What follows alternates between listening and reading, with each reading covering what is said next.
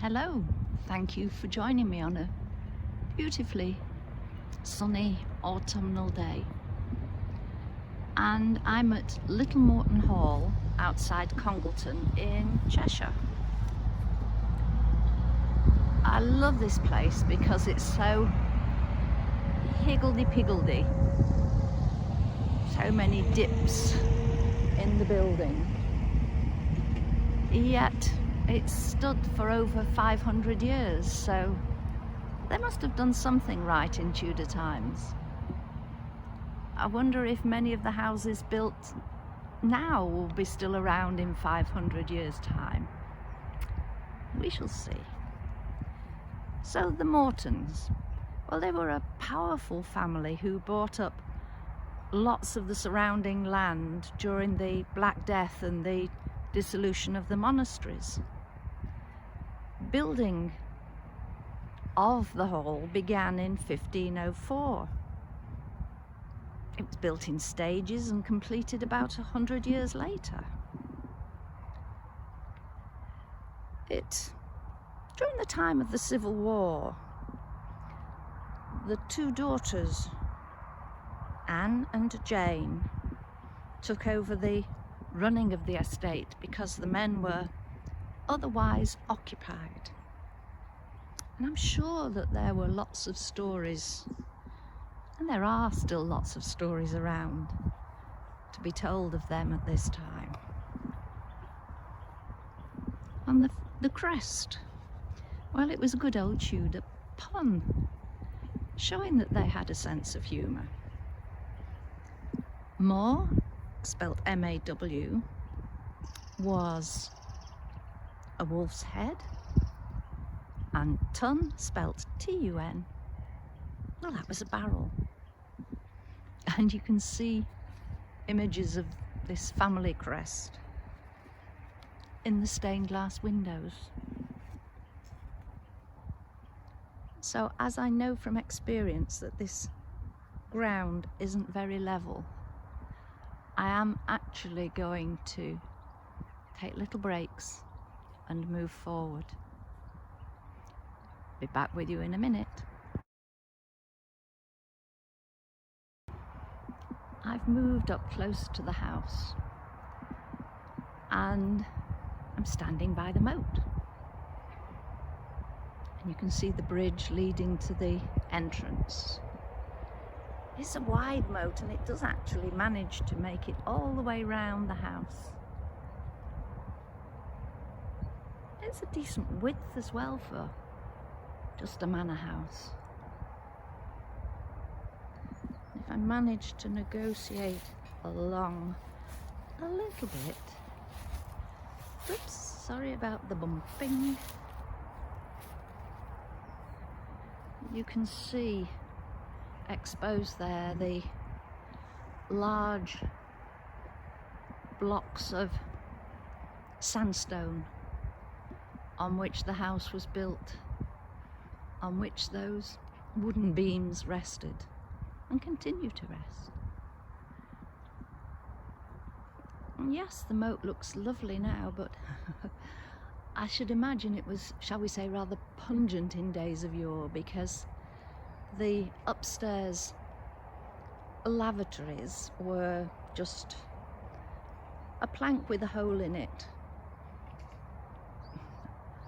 on a sort of wooden box above another hole, a hole that led straight down to the moat.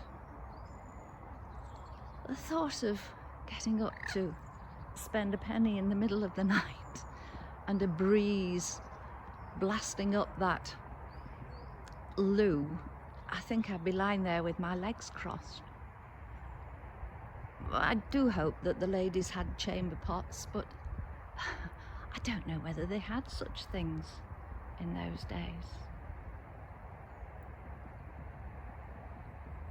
But this moat is rather pleasant.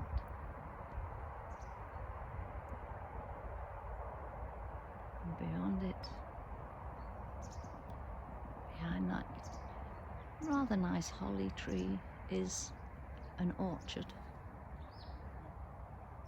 and the path leads down to the garden that I will film afterwards. I'm going to break off and go through to the courtyard. So here we are in the courtyard, and you can see the many, many mullioned windows. Tiny, tiny pieces of glass joined by the lead. I have to say, I hate window cleaning, and I've got decent sized panes of glass. Cleaning these must have been, and continue to be, rather a nightmare. But I guess they had minions who would do such jobs.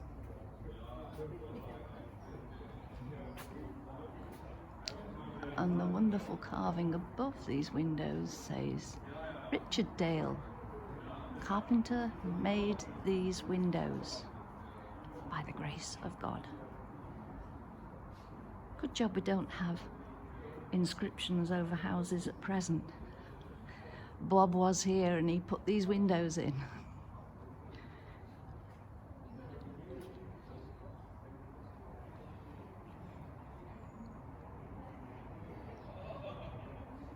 There you can see the entrance, and above is the long gallery, which was added later for entertainment and dancing. And it's the weight of this long gallery that has pressed down and led to all of the higgledy-piggledies and the quirkiness of this place. Quirkiness that I love. Quirkiness that includes, sorry, I'm trying to walk on cobbles.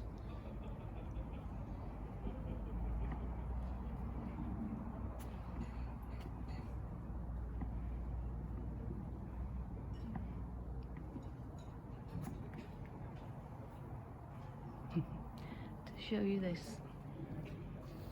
a dog kennel, presumably for a big guard dog, Irish wolfhound or something like that. And there's a big metal hook there, so presumably it would be chained up there to bark and growl at anybody that came into the yard.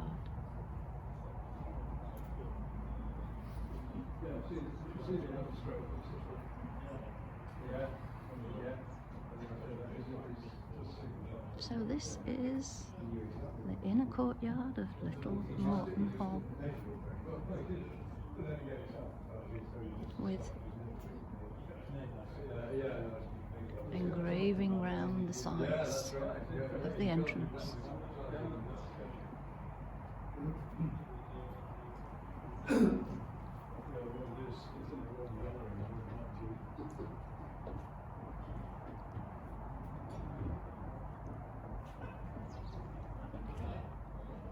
Tea on the lawn. I shall be partaking in a moment.